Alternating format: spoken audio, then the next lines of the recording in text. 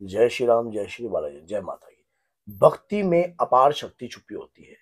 भक्ति एक ऐसी ऊर्जा है जो हमें परमात्मा से हमारा संपर्क करवाती है। उस ऊर्जा को जागृत करना पड़ता है। वो हमारे अंदर ही होती है। जिस प्रकार से एक हिरन के अंदर कस्तूरी होती है, हिरन के अंदर एक खुशबू, उसको ये महसूस रहता है ये खुशबू कहाँ से आ रही है। वो पूरी जिंदगी जो है उस खुशबू के पीछे भागता है, लेकिन वो उसके अंदर ही होती है।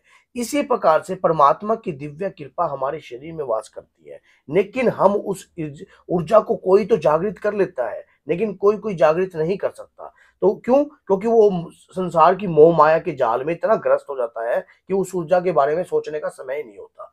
तो अगर आपको परमात्मा की भक्ति प्रिय हो रही है, अगर आप परमात्मा की भक्ति कर रहे हो और परमात्मा ने आपको चुन लिया, आपकी भक्ति उन तक जा रही है, तो आपके शरीर में कुछ ऐसे लक्षण, आपके जीवन में कुछ ऐसे बदलाव उत्पन्न होने लग जाएंगे जिससे आपको पता लग जाएगा कि वाकई में ही आप परमात्मा के द्वारा चुने हुए हो।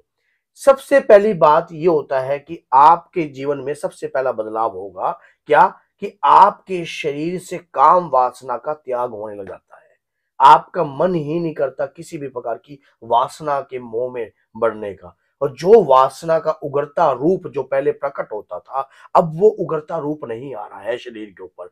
आप उसके ऊपर अपना अधिपति जमाने लग गए हो, अपना कंट्रोल करने लग गए हो। आपको आपको ये महसूस होता है कि अब मेरे को कोई भी चीज जो है ग्रस्त नहीं करती। एक बार क्या हुआ कि मैं एक छोटी सी उस आपको बताता हूँ कि हनुमान जी ने एक बार लंका में माता सीता का पता लगाते हुए वो लंका में रावण के कक्ष में कूद गए थे। तो रावण जो था वहां पर दासियों के साथ जो था नंग अवस्था में, निद्रावस्था में था। तो हनुमान जी जैसे ही कूदे वैसे ही बाहर आ गए। एक बार हनुमान जी ने कहा, ओ ये क्या हुआ, ये मेरे आंखों से क्या दिख गया।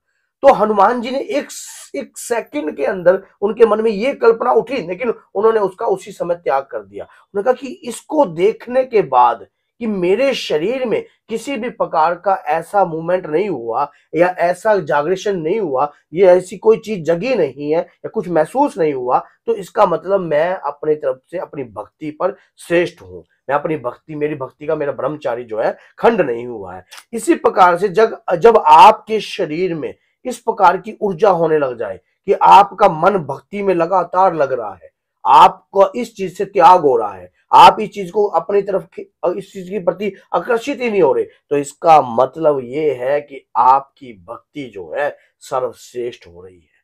आपके अंतर की भक्ति सर्वश्रेष्ठ हो रही है।